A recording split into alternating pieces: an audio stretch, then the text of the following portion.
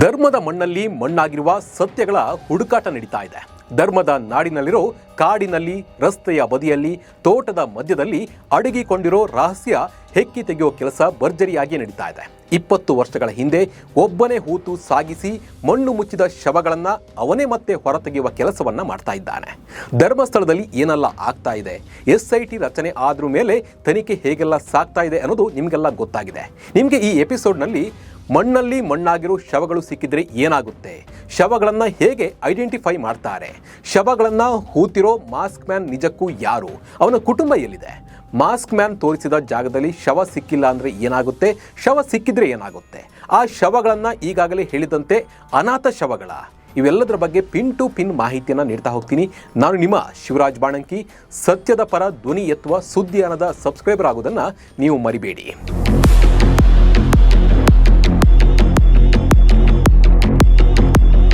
ನಮಸ್ಕಾರ ಸ್ನೇಹಿತರೆ. ಧರ್ಮಸ್ಥಳ ತಲೆಬುರುಡೆ ಕೇಸ್ನಲ್ಲಿ ಅತ್ಯಂತ ಮಹತ್ವದ ಮತ್ತು ಪ್ರಮುಖ ಬೆಳವಣಿಗೆ ಆಗ್ತಾ ಇದೆ. SIT ತನಿಖೆ ಕೈಗೆತ್ತಿಕೊಳ್ತಾ ಇದ್ದಂತೆ ಧರ್ಮಸ್ಥಳದ ಸುತ್ತಲೂ ಶವಶೋಧ ಜೋರಾಗಿದೆ. 20 ವರ್ಷಗಳ ಹಿಂದೆ ಹುದುಗಿ ಹೋಗಿದ್ದ ಸತ್ಯವನ್ನ ಆಚೆ ಹಾಕೋ ಕೆಲಸ ಮಳೆಯ ನಡುವೆ ಭರ್ಜರಿಯಾಗಿ ಸಾಗ್ತಾ ಇದೆ. ಈ ಕೇಸ್ನಲ್ಲಿ ಏನೆಲ್ಲ ಕಾನೂನು ಪ್ರಕ್ರಿಯೆ ನಡೆಯಬೇಕು ಅದೆಲ್ಲವೂ ನಡೀತಾ ಇದೆ. ಮೊದಲ ದಿನ ಅಂದರೆ 28ರಂದು ಧರ್ಮಸ್ಥಳದಲ್ಲಿ SIT ಜೊತೆ ಪ್ರತ್ಯಕ್ಷ ಆದ ಮಾಸ್ಕ್ ಮ್ಯಾನ್ ನಾನು ಎಲ್ಲೆಲ್ಲಿ ಶವವನ್ನು ಹೂತಿಟ್ಟಿದ್ದೇನೆ ಅನ್ನೋ ಜಾಗವನ್ನು ಇವನು ತೋರಿಸಿದ್ದ. ಆ ಜಾಗಕ್ಕೆ ನಂಬರ್ ಪ್ಲೇಟ್ ಹಾಕಿ, ಟೇಪ್ ಹಾಕಿ, ಸೆಕ್ಯೂರಿಟಿ ಕೂಡ ನೀಡಲಾಗಿತ್ತು. ಎರಡನೇ ದಿನ ಅಂದರೆ ಇಂದಿನಿಂದ ಮಾಸ್ಕ್ ಮ್ಯಾನ್ ತೋರಿಸಿದ ಜಾಗಗಳಲ್ಲಿ ಶವಗಳ ಉತ್ಖನನ ಕಾರ್ಯ ಶುರುವಾಗಿದೆ. ಮೊದಲ ಜಾಗದಲ್ಲಿ ಏನೂ ಸಿಕ್ಕಿಲ್ಲ, ಹೀಗಾಗಿ ಅವನೇ ಹೇಳ್ತಾನೆ ಇದು ಇಟಾಚಿಯನ್ನು ತರಿಸಿ ಇದನ್ನು ಉತ್ಖನನ ಮಾಡಿ ಅಂತ ಹೇಳ್ತಾರೆ. ಹೀಗಾಗಿ ಇಟಾಚಿಯ ಮೂಲಕ ಉತ್ಖನನ ಕಾರ್ಯ ನಡೀತಾ ಇದೆ. ಮೊದಲಿಗೆ ನಾನು ಧರ್ಮಸ್ಥಳದಲ್ಲಿ ಶವಗಳನ್ನು ಹೂತಿಟ್ಟಿದ್ದೇನೆ ಅಂತ ಹೇಳ್ತಾ ಇರುವ ಮಾಸ್ಕ್ ಮ್ಯಾನ್ ಬಗ್ಗೆ ನಾನು ಹೇಳ್ತೀನಿ. SIT ಟೀಮ್ ಜೊತೆ ನಡೆದುಕೊಂಡು ಬರ್ತಿರುವ ಈ ಅಜಾನುಬಾಹು ದೇಹದ ವ್ಯಕ್ತಿಯೇ ಈ ಕೇಸ್ನ ಪ್ರಮುಖ ಸಾಕ್ಷಿ. ನಾನು ಧರ್ಮಸ್ಥಳದಲ್ಲಿ ದೊಡ್ಡವರು ಹೇಳಿದಂತೆ 100 ಶವಗಳನ್ನು ಹೂತಿಟ್ಟಿದ್ದೇನೆ, ಅವುಗಳನ್ನು ತೋರಿಸುತ್ತೇನೆ ಅಂದ ಮೇಲೆ ಈ ಕೇಸ್ ರಾಜ್ಯದಲ್ಲಿ ಸಂಚಲನ ಸೃಷ್ಟಿಸಿತ್ತು. SIT ರಚನೆ ಆಗೋ ಥರ ಆಯಿತು. ನಾವಿಲ್ಲಿ ಇವನ ಜ್ಞಾಪಕ ಶಕ್ತಿಯನ್ನು ಮೆಚ್ಚಲೇಬೇಕು. ನೋಡಿ, ಇವನು ಶವ ಹೂತಿಟ್ಟಿದ್ದು 20 ವರ್ಷಗಳ ಹಿಂದೆ. ಆದರೆ ಇವನು ಆ ಜಾಗವನ್ನು ಬಹಳ ಕಾನ್ಫಿಡೆನ್ಸ್ನಲ್ಲಿ ತೋರಿಸ್ತಾನೆ. ಇದು ಒಂದು ಕಡೆ ಆದರೆ ಇವನು ಧರ್ಮಸ್ಥಳವನ್ನು 2014ರಲ್ಲೇ ಬಿಟ್ಟು ಹೋಗ್ತಾನೆ. ಹೀಗಾಗಿ ಇವನನ್ನು ಯಾರು ಕೂಡ ಸರಿಯಾಗಿ ನೋಡಿಲ್ಲ. ಹಾಗೆ ಇವನು ಏನು ಕೆಲಸ ಮಾಡ್ತಾ ಇದ್ದ ಅನ್ನೋದು ಕೂಡ ಯಾರಿಗೂ ಗೊತ್ತಿಲ್ಲ. ಅಂದರೆ ಧರ್ಮಸ್ಥಳದಲ್ಲಿ ಏನು ಕೆಲಸ ಮಾಡ್ತಾ ಇದ್ದ ಅನ್ನೋದು ಕೂಡ ಯಾರಿಗೂ ಗೊತ್ತಿಲ್ಲ. ಇವನ ಫ್ಯಾಮಿಲಿಯಲ್ಲಿದೆ, ಇವನ ಸ್ವಂತ ಊರು ಯಾವುದು ಅನ್ನೋದು ಕೂಡ, ಹೇಗೆ ಈ ಶವಗಳ ರಹಸ್ಯ ನಿಗೂಢವಾಗಿದೆಯೋ ಹಾಗೆ ಇದು ನಿಗೂಢವಾಗಿದೆ. ಆದರೆ ನಾವು ಇವನ ಮುಖವನ್ನು ನೋಡೋಣ ಅಂತ ಪರೀಕ್ಷೆ ಮಾಡಿದ್ವಿ. AI ಫೋಟೋ ಹಾಕಿ ಇವನ ಮುಖವನ್ನು ಗುರುತಿಸಿ ಅಂತ ಕೇಳಿದಾಗ AI ಏನು ಹೇಳ್ತು ಅಂದರೆ, ಇವನು ಕಪ್ಪು ಮಾಸ್ಕ್ ಹಾಕಿದ್ರಿಂದ ಆಗಲ್ಲ, ಆ ಮಾಸ್ಕ್ ಮೇಲೆ ಗೆರೆ ಎಳೆದಿದ್ದರಿಂದ ಮುಖದ ಬಗ್ಗೆ ಏನೂ ಮಾಹಿತಿಯನ್ನು ನೀಡೋಕೆ ಆಗಲ್ಲ, ಈ ರೀತಿಯ ಮುಖ ನಮಗೆ ಎಲ್ಲೂ ಇದುವರೆಗೂ ಸಿಕ್ಕಿಲ್ಲ ಅಂತ ಹೇಳ್ತಿದೆ.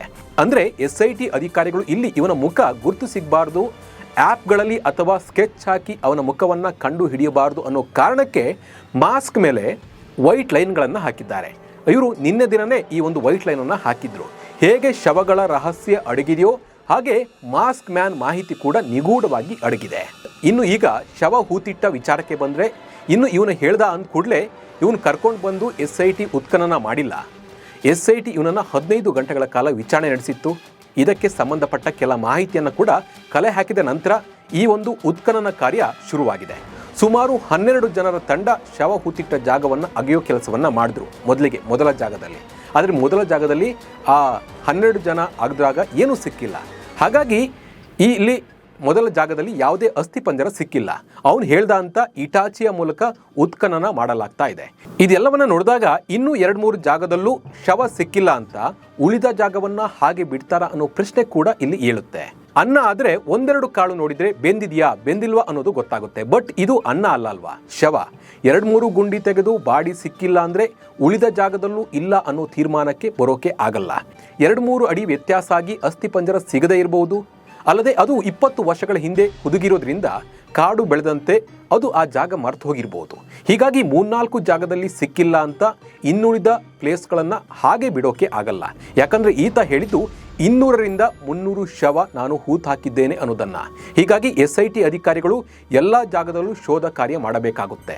ಆದರೆ SIT 10 ಜಾಗ ಆಗಿದ್ದು ಏನು ಸಿಕ್ಕಿಲ್ಲ ಅಂದರೆ ಯಾವ ನಿರ್ಧಾರಕ್ಕೆ ಬರುತ್ತೆ ಅನ್ನೋದು ಕೂಡ ಇಲ್ಲಿ ಒಂದು ಕುತೂಹಲವನ್ನು ಮೂಡಿಸಿದೆ. ಒಂದು ವೇಳೆ ಅವನು ತೋರಿಸಿದ ಎಲ್ಲ ಜಾಗ ಅಗೆದ ನಂತರ ಶವ ಸಿಕ್ಕಿಲ್ಲ ಅಂದರೆ ಮಾಸ್ಕ್ ಮ್ಯಾನ್ ಹೇಳಿದ್ದು ಸುಳ್ಳು ಅನ್ನೋದು ಪಕ್ಕಾ ಆಗುತ್ತೆ. ಆಮೇಲೆ ಆತನ ಮೇಲೆ ಕೂಡ ವಿಚಾರಣೆ ನಡೆಯುತ್ತೆ. ಹೀಗಾಗಿ ಮೊದಲು SIT ಅವನು ತೋರಿಸಿದ ಜಾಗವನ್ನು ಅಗೆಯೋ ಕೆಲಸ ಮಾಡಬೇಕಾಗುತ್ತೆ. ಇನ್ನೊಂದು ವಿಷಯ ಚರ್ಚೆಯಲ್ಲಿರೋದೇನೆಂದರೆ, ನಾವು ಸುಮಾರು 20 ವರ್ಷಗಳ ಹಿಂದೆ ಧರ್ಮಸ್ಥಳದಲ್ಲಿ ಅನಾಥ ಶವಗಳನ್ನು ಸಮಾಧಿ ಮಾಡಿದ್ದೇವೆ, ಅದೇ ಶವಗಳನ್ನು ಈಗ ತೋರಿಸಲಾಗ್ತಿದೆ ಅನ್ನೋ ಬಗ್ಗೆ ಕೂಡ ಒಂದು ಕಡೆ ಚರ್ಚೆ ಆಗ್ತಿದೆ. ಆ ಟೈಮ್ನಲ್ಲಿ ಸ್ಮಶಾನ ಇರಲಿಲ್ಲ. ಹಾಗಾಗಿ ಧರ್ಮಸ್ಥಳಕ್ಕೆ ಬಂದು ಮೃತಪಟ್ಟ ಅನಾಥ ಶವಗಳನ್ನು ಅರಣ್ಯ ಭಾಗದಲ್ಲಿ ಹೂತಿದ್ದೇವೆ ಅನ್ನೋದನ್ನು ಇಲ್ಲಿನ ಗ್ರಾಮ ಪಂಚಾಯಿತಿ ಸದಸ್ಯರೇ ಹೇಳಿದ್ದಾರೆ. ಆದರೆ ಇವರು ಹೇಳಿದಂತೆ ಅನಾಥ ಶವಗಳು ಸಿಕ್ಕಾಗ ಅದಕ್ಕೆ ಕಾನೂನು ಪ್ರಕ್ರಿಯೆಗಳು ಸರಿಯಾಗಿ ಆಗಿದೆಯಾ ಅನ್ನೋ ಪ್ರಶ್ನೆ ಕೂಡ ಏಳುತ್ತೆ. ಯಾಕಂದರೆ ಅನಾಥ ಶವ ಸಿಕ್ಕಾಗ ಮೊದಲು ಅವರ ಸಂಬಂಧಿಕರ ಸಂಪರ್ಕ ಮಾಡಬೇಕಾಗುತ್ತೆ. ಅವರು ಸಿಕ್ಕಿದ್ರೆ ಅವರಿಗೆ ಬಾಡಿ ನೀಡಬೇಕಾಗುತ್ತೆ. ಯಾರು ಇಲ್ಲ ಅಂದರೆ ಪೊಲೀಸರ ಸಮ್ಮುಖದಲ್ಲಿ ಶವ ಸಂಸ್ಕಾರ ಮಾಡಬೇಕಾಗುತ್ತೆ. ಹಾಗಾಗಿ ಅದ್ರ ಜೊತೆಗೆ ಆ ಶವದ ಪೋಸ್ಟ್ ಮಾರ್ಟಮ್ ಕೂಡ ಮಾಡಬೇಕಾಗುತ್ತೆ. ಹೀಗಾಗಿ ಅನಾಥ ಶವವಾಗಿದ್ದರೆ ಪೊಲೀಸ್ ಠಾಣೆಯಲ್ಲಿ ಈ ಒಂದು ದಾಖಲೆ ಇದ್ದೇ ಇರುತ್ತೆ. ಹಾಗೆ ಗ್ರಾಮ ಪಂಚಾಯಿತಿಯಲ್ಲೂ ಆ ರೆಕಾರ್ಡ್ ಇರುತ್ತೆ. ಹಾಗೆ ಆ ರೆಕಾರ್ಡ್ ಇರುತ್ತೆ. ಬಟ್ ಆ ಶವವನ್ನು ಎಲ್ಲಿ ದಫನ್ ಮಾಡಿದ್ದಾರೆ ಆ ಜಾಗದ ವಿಳಾಸ ಕೂಡ ಇರುತ್ತೆ. ಅದೆಲ್ಲ ಇದೆಯಾ ಅನ್ನೋದು ಕೂಡ ಈಗ ಮುಂದೆ ಗೊತ್ತಾಗಬೇಕಾಗುತ್ತೆ. ಇನ್ನೊಂದು ವಿಷಯ ಅಂದರೆ, ಅನಾಥ ಶವ ಸಿಕ್ತು ಅಂತ ಎಲ್ಲೆಲ್ಲೋ ಹೂಳೋದಕ್ಕಾಗಲ್ಲ. ಅದಕ್ಕೆ ಒಂದು ಸರ್ಕಾರಿ ಜಾಗ ಅಂತ ಗುರುತಿಸಬೇಕಾಗುತ್ತೆ. ಹೀಗಾಗಿ ಅನಾಥ ಶವ ಹೂಳುವಾಗ ಕಾನೂನು ಪಾಲನೆ ಸರಿಯಾಗಿ ಆಗಿದೆಯಾ ಅನ್ನೋದು ಕೂಡ ನೋಡಬೇಕಾಗುತ್ತೆ. ಒಂದು ವೇಳೆ ಈ ಪ್ರದೇಶದಲ್ಲಿ ಶವ ಹೂತಿದ ದಾಖಲೆಗಳು ಇಲ್ಲ ಅಂದರೆ ಅದು ಅಪರಿಚಿತ ಶವಗಳು, ಕಾನೂನು ಉಲ್ಲಂಘನೆ ಮಾಡಿ ಸಮಾಧಿ ಮಾಡಿರುವ ಶವಗಳು ಅನ್ಬಹುದು. ಅಂದರೆ ಈಗ ಯಾವ ಮಾಸ್ಕ್ ಮ್ಯಾನ್ ಹೇಳ್ತಿದ್ದಾನೆ ಅವನು ಹೇಳಿದ್ದು ನಿಜ ಇರಬಹುದು ಅನ್ನೋದು ಕೂಡ ಒಂದು ಕ್ಲಾರಿಫಿಕೇಶನ್ಗೆ ನಾವು ಬರಬಹುದು.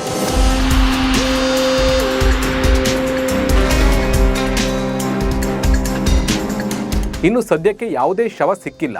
ಮುಂದೆ ಮಾಸ್ಕ್ ಮ್ಯಾನ್ ಹೇಳಿದ ಜಾಗದಲ್ಲಿ ಅಸ್ಥಿ ಪಂಜರ ಸಿಕ್ಕಿದ್ರೆ ಅದರ ಬಗ್ಗೆ ತನಿಖೆ ಆಗುತ್ತೆ. ದೊಡ್ಡ ಮಟ್ಟದಲ್ಲಿ ಇದೊಂದು ಬೆಂಕಿ ಹೊತ್ತಿಕೊಳ್ಳುವ ಘಟನೆ ಆಗುತ್ತೆ. ಆ ವ್ಯಕ್ತಿ ಕೊಲೆ ಆಗಿದ್ದಾನ ಅನ್ನೋದು ಕೂಡ ತನಿಖೆ ಆಗುತ್ತೆ. ಮೊದಲು ಅಸ್ಥಿ ಪಂಜರವನ್ನು ಮನುಷ್ಯನ ರೂಪದಲ್ಲಿ ಜೋಡಿಸಿ ತನಿಖೆ ಮಾಡಲಾಗುತ್ತೆ. ಅಂದರೆ ಈಗ ಉತ್ಖನನ ಮಾಡ್ತಾ ಆ ಅಸ್ಥಿ ಪಂಜರದ ಕೈ, ತಲೆಬುರುಡೆ ಒಂದೊಂದು ಮೊದಲು ಎತ್ತುತ್ತಾರೆ. ಅದನ್ನು ಹೇಗೆ ಮನುಷ್ಯನ ರೂಪದಲ್ಲಿ ಜೋಡಿಸ್ತಾರೆ, ನಂತರ ಇದು ಯಾವ ರೀತಿಯಾಗಿ ಈತ ಸತ್ತ ಅನ್ನೋದನ್ನು ತನಿಖೆ ಮಾಡ್ತಾರೆ. ಗನ್ ಶೂಟ್ನಿಂದ ಆಗಿದೆಯಾ ಅಥವಾ ಇವನನ್ನು ಕತ್ತರಿಸಿ ಕೊಲೆ ಮಾಡಲಾಗಿದೆಯಾ ಅನ್ನೋದು ಕೂಡ ಅಸ್ಥಿ ಪಂಜರದಲ್ಲೇ ಮಾಹಿತಿ ಸಿಗೋ ಚಾನ್ಸ್ ಇದೆ. ಯಾಕಂದರೆ ಅಸ್ಥಿ ಪಂಜರದ ಮೇಲೆ ಮೂಳೆಗೆ ಪೆಟ್ಟಾದಾಗ ಅದು ಗೊತ್ತಾಗುತ್ತೆ ಈ ಡ್ಯಾಮೇಜ್ ಆಗಿದೆ ಅಂತ. ಆದರೆ ಅತ್ಯಾಚಾರ ಮಾಡಿದರೆ, ಉಸಿರುಗಟ್ಟಿಸಿ ಕೊಲೆ ಮಾಡಿದರೆ ಅದಕ್ಕೆ ಬೇಕಾದ ಕುರುಹುಗಳು ಸಿಗೋದು ಕಷ್ಟ. ಯಾಕಂದರೆ 20 ವರ್ಷ ಆಗಿದೆ, ಅದು ಮಣ್ಣಲ್ಲಿ ಮಣ್ಣಾಗಿ ಹೋಗಿರುತ್ತೆ. ಆದರೆ ಆ ಅಸ್ಥಿ ಪಂಜರ ಮಹಿಳೆಯದ್ದ ಪುರುಷನದ್ದ ಅನ್ನೋದು ಗೊತ್ತಾಗುತ್ತೆ. ಆದರೆ ಅತ್ಯಾಚಾರ ಆಗಿದೆಯಾ ಅನ್ನೋ ಬಗ್ಗೆ ಕುರುಹುಗಳು ಸಿಗೋದು ತುಂಬ ಕಷ್ಟ ಆಗಿರುತ್ತೆ. ಅಲ್ಲಿ ಯಾವುದೇ ಒಂದು ಮಾಹಿತಿ ಕೂಡ ಅಲ್ಲಿ ಇರಲ್ಲ, ಬರೀ ಅಸ್ಥಿ ಪಂಜರ ಮಾತ್ರ ಇರುತ್ತೆ. ಅಸ್ಥಿ ಪಂಜರವನ್ನು ಇಟ್ಕೊಂಡು ಮುಂದಿನ ತನಿಖೆಯನ್ನು ಅಧಿಕಾರಿಗಳು ಮಾಡಬೇಕಾಗುತ್ತೆ. ಯಾಕಂದರೆ ಇದು 20 ವರ್ಷಗಳ ಹಳೆಯ ಅಸ್ಥಿ ಪಂಜರ ಆಗಿರೋದ್ರಿಂದ ಅದಕ್ಕೆ ಸಂಬಂಧಪಟ್ಟ ಕುರುಹುಗಳು ಉಳಿದಿರೋದಿಲ್ಲ. ಆದರೆ ಈ ಅಸ್ಥಿ ಪಂಜರಕ್ಕೆ ಎಷ್ಟು ವಯಸ್ಸಾಗಿದೆ ಅನ್ನೋದು ಗೊತ್ತಾಗುತ್ತೆ.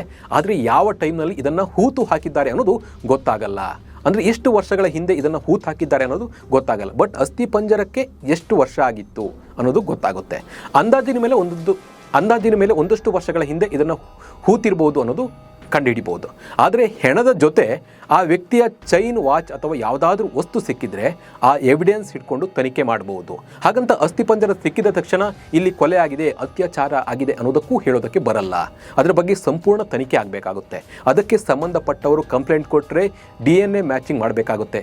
ಅಪ್ಪಿತಪ್ಪಿ ಯಾವುದೋ ಒಂದೀಗ ಅಸ್ಥಿಪಂಜರ ಸಿಕ್ತು, ಆ ಅಸ್ಥಿಪಂಜರ ಅನನ್ಯ ಭಟ್ ಅವರ ತಾಯಿಯ DNAಗೆ ಮ್ಯಾಚ್ ಆದರೆ ಅಥವಾ ಆ ರೀತಿ ಆದರೆ ಅದು ಅನನ್ಯ ಭಟ್ ಅವರ ಅಸ್ಥಿಪಂಜರ ಅಂತ ಗೊತ್ತಾಗುತ್ತೆ. ಹೀಗೆ ಸಾಕಷ್ಟು ಜನ ಬಂದು ನನ್ನ ಮಗಳು ಹೀಗೆ ಕಾಣೆಯಾಗಿದ್ಲು, ನನ್ನ ಮಗನು ಹೀಗೆ ಕಾಣೆಯಾಗಿದ್ದ ಅಂತ ಕಂಪ್ಲೇಂಟ್ ಕೊಟ್ಟು ಇಲ್ಲಿ ಇದು ಮಾಡಿದ್ರೆ ಅವರು DNA ಕೊಟ್ಟಾಗ ಆ DNAಗೂ ಮತ್ತು ಸಿಗುವ ಅಸ್ಥಿಪಂಜರಕ್ಕೂ ಮ್ಯಾಚ್ ಆದರೆ ಇಲ್ಲಿ ಅವರದೇ ಅಂತ ಗೊತ್ತಾಗುತ್ತೆ. ಈ ಬಗ್ಗೆ ಮತ್ತಷ್ಟು ತನಿಖೆ ಆಗುತ್ತೆ. ಇದಕ್ಕೆ ಸಂಬಂಧಪಟ್ಟವರ ತನಿಖೆ ಕೂಡ ಆಗುತ್ತೆ. ಯಾರ್ಯಾರು ಇದರಲ್ಲಿ ಹೆಸರು ತಳಕಾಕೊಂಡಿದೆ ಅವರೆಲ್ಲರ ತನಿಖೆ ಕೂಡ ಆಗುತ್ತೆ. ಒಟ್ಟಿನಲ್ಲಿ ಅಸ್ಥಿಪಂಜರ ಸಿಗುತ್ತಾ ಸಿಗಲ್ವಾ ಅನ್ನೋದರ ಜೊತೆ ಸಿಕ್ಕಿದ್ರೆ ಏನೆಲ್ಲ ಆಗುತ್ತೆ ಅನ್ನೋ ಕುತೂಹಲ ಹೆಚ್ಚಾಗಿದ್ದು ಮಾತ್ರ ಸುಳ್ಳಲ್ಲ. ಈ ಬಗ್ಗೆ ನಿಮ್ಮ ಅನಿಸಿಕೆ ಮತ್ತು ಅಭಿಪ್ರಾಯವನ್ನು ನಮಗೆ ಕಮೆಂಟ್ ಮೂಲಕ ತಿಳಿಸಿ. ನಮಸ್ಕಾರ.